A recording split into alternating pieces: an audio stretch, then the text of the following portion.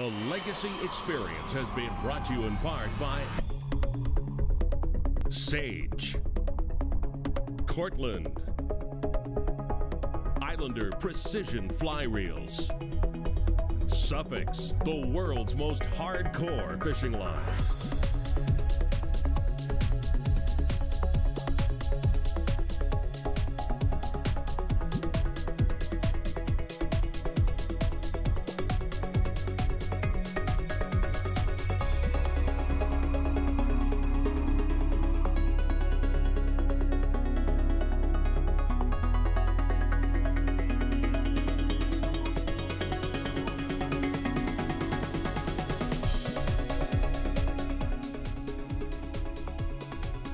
You know, one of the most exciting and fun ways of catching coho and chinook is simply by letting the wind do the work for you. The second factor is using skull head fly patterns. Stacking your line, letting it sink off your favorite leading point, getting in that 70, 90 foot zone, taking leading point to leading point. Now these skull head fly patterns are absolutely a stunning design. They can't be cast. It's kind of lazy day saltwater fly fishing, but it's one of the most productive ways of keeping the fly in the zone all day. Covering huge amounts of water with a fly in the water, and then simply, once you've done your retrieve, let that line sink back to the zone. So what we're going to cover today, one of the most enjoyable ways for saltwater fly fishing, for productively covering as much saltwater as possible to find the fish. Now I just had a fish smash that fly, and I'm just feeding back the line, getting it back into the zone. You can see the stacking of the line there, and letting it get back to the zone. One of the exciting things about this type of wind drifting skull heads or weighted patterns, and patterns that are just too big to be casted utilizing a fun line like a Cortland 325 grain, or I wouldn't want to go any less than that for this technique. You could go 225 grain. Once you start getting up in the 525, 625 grains, they're extremely difficult to cast anyway. It's amazing how many times you'll just have your line out and you're just fishing it like this, and you'll just feel a tap on the line, just like you know it hit the fly, and you'll give it movement. You know, it might have just hit the tinsel on the back of the fly or the flash tail, put some more movement, and then you'll hit it again, and then gives you a great amount of time to set up for the hook set. We're in about 80 feet of water. We've just gone around the edge of the leading point, so we've got a little bit of break from the breeze on that left side coming in. So we're just drifting on the inside of these points in productive 80 feet of water, 90 feet, 100 when those fish have moved off, down below on the drop-offs where they'll be cruising back and forth, maybe some new schools of fish. You can just create a series of different retrieves where that bait fish is just down in the O zone. Change it up. And then when you're done your retrieves, just simply stack your line out again, let it sink, and start again.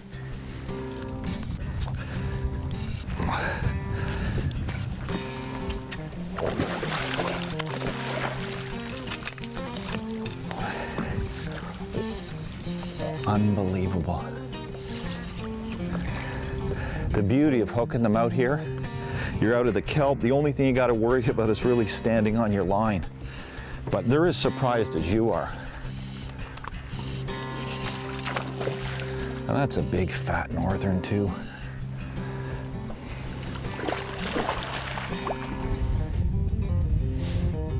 And that's the beauty when those fish are out in that ozone area. That's just a bait fish, out just working in the current. It's no surprise to the salmon that that bait is out there. So it can be presented in a much more casual fashion. It doesn't have to be, you know, precisely ripped through the kelp or fishing inshore kelp pockets. It's just ozone fishing. Extremely productive technique. Look at you. You came out of 80 feet of water.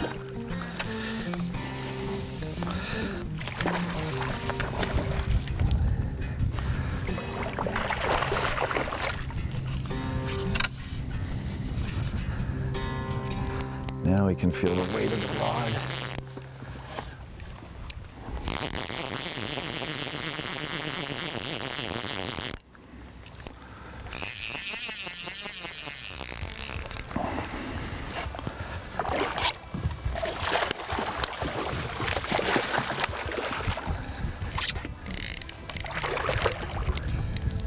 All right. Skullhead fly patterns. It's extremely effective. See the colorations with the gold in that, but it's the weighting. Not that they can be casted well at all, but for wind drifting, they are mega effective. All right.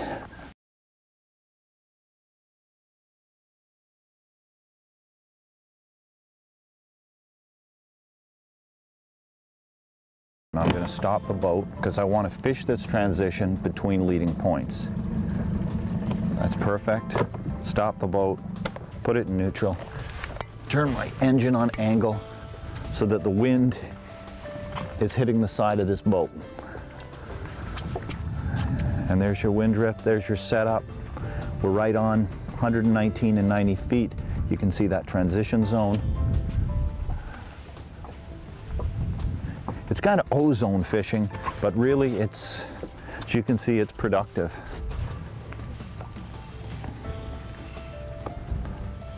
I want to make sure I'm still in the right zone, which I'm 98 feet.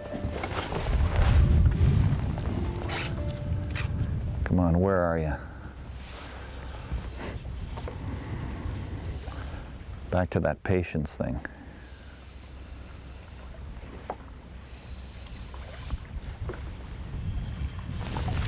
Oh man.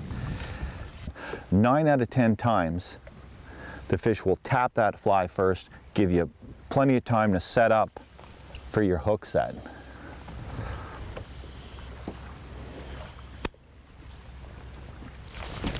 It's like that. Unreal.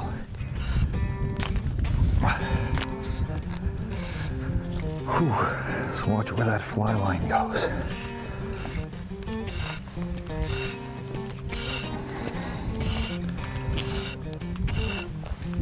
I'm kind of shocked that they're actually hooked down in 80 feet. But I have to say, you know, bucktailing, that's extremely effective, but this wind drifting, targeting fish on the transition, oh Lord, that's a nice fish. I think this is it. Next time you're on the Pacific and targeting salmon, oh, good one. You might want to keep this technique in mind.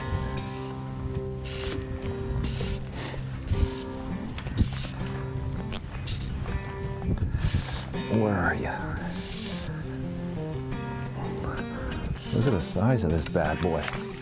Where are you? Where are you? Where are you? You might get a jump out of him now.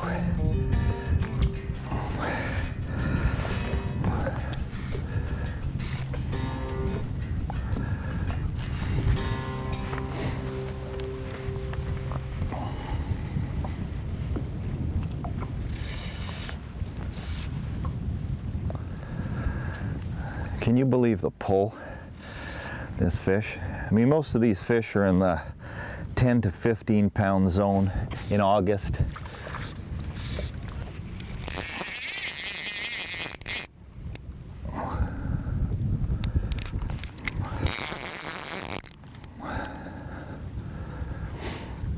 You know, there's some incredible books on saltwater fly fishing. if you ever get the opportunity to see them. One is Saltwater Fly Fishing for Salmon by Barry Thornton, a pioneer in this. Jim Crawford writes another book, Salmon to the Fly. If you get a chance to read that, that's really good reading. There's been so many guys that have been, over the last 20, 25 years, that have been critical to the acceleration of learning in this sport. And Ralph Shaw, Bob Jones, some of the first guys that took me out 20 years ago. Martin Paish, Sean, Lise Peters, Sean Bennett, Brian Babcock, Kelly Davison. And that's why we're still doing this today, because it's one of the most exciting sport fisheries that we have on the West Coast.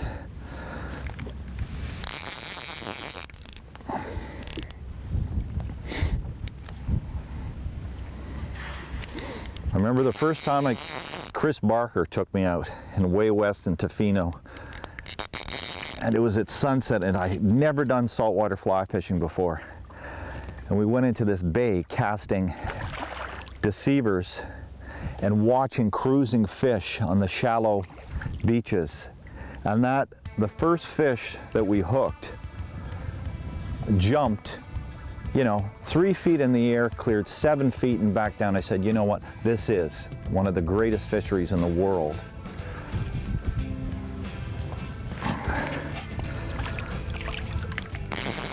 Okay, maybe we'll get a chance to get him a hand now.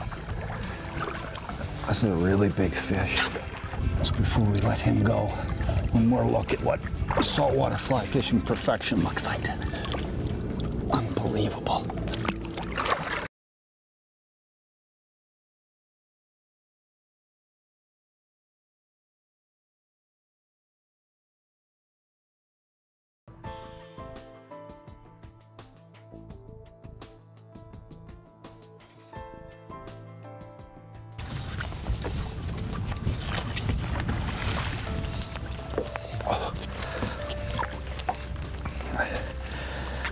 I don't know if this one will stay on. I barely got the hook in him. There, put it in now. Unbelievable.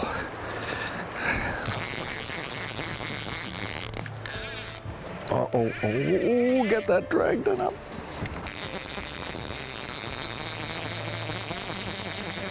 Coming at it, coming at it.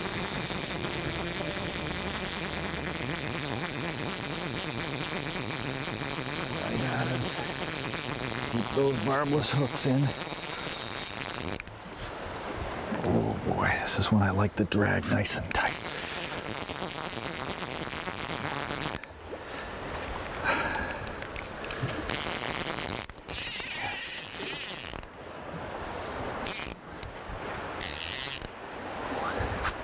There you are.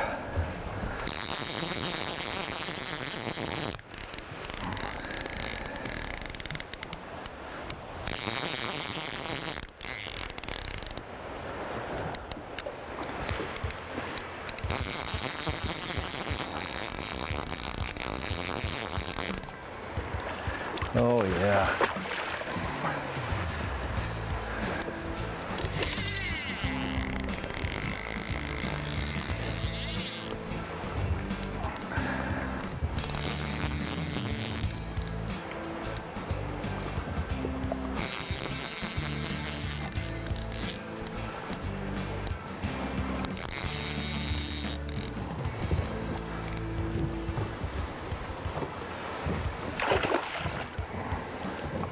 Gorgeous fish.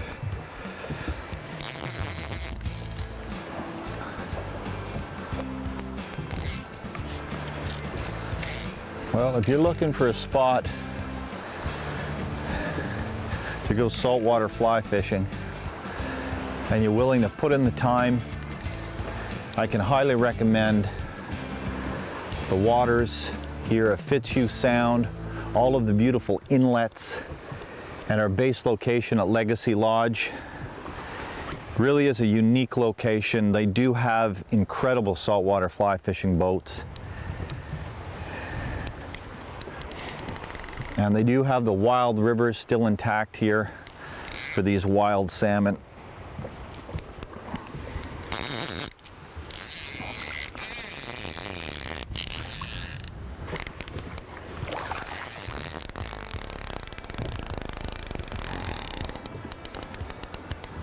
This is probably, over the next few years, going to be one of your best spots to come and get big wild silvers and coho and chinook on the fly.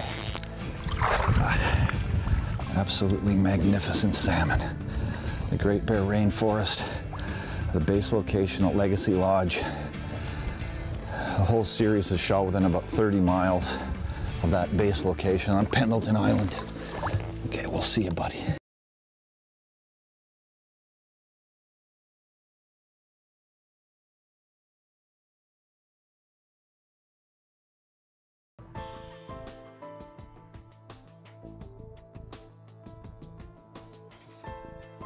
We've been using 8-weight fly rods today. These are Islander LX 3.8s. The lines we've been using are Cortland 325 grain. They're a 24-foot sinking tip, extremely effective lines. The flies we've been using today are called skull heads, and they're extremely effective for getting down, stacking that line, get you down in the zone in no time at all. The two flies that we concentrated on today are these two, both black over white with a change in tinsel, brass heads, lead heads, mylar stick-on eyes, painted eyes with the red throat. You can see after a couple of fish, you know, you definitely got to take them back and try to get them fixed up. But here's a nice new one.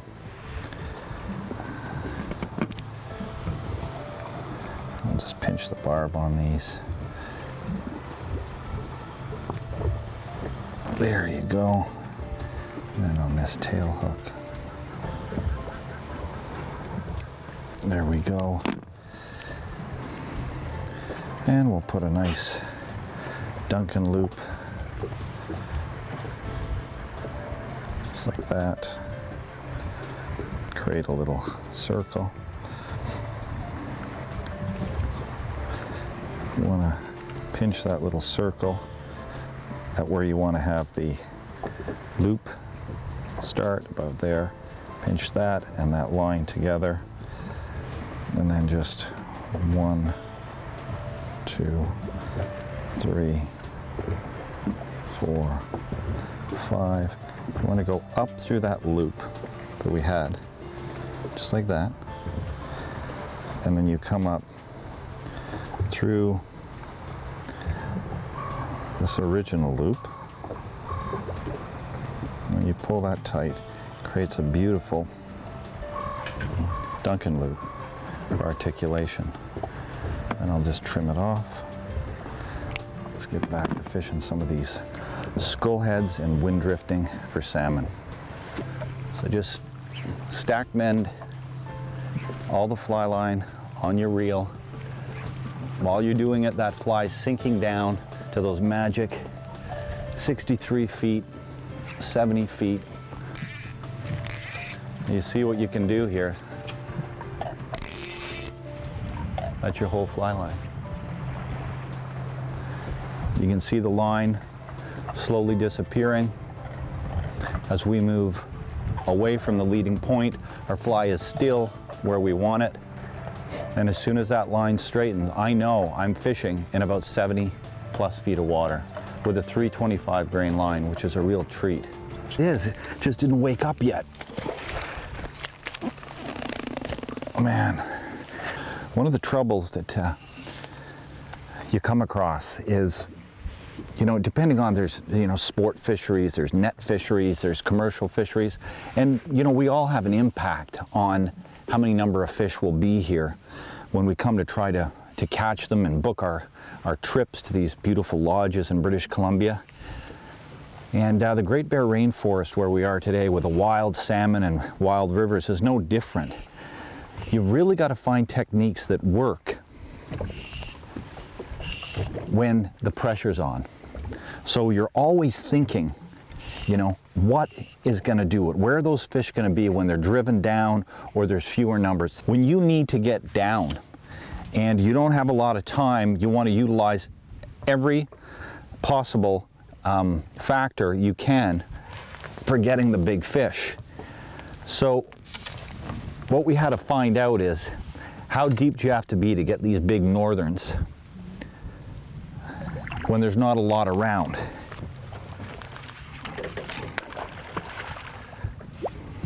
Oh yeah.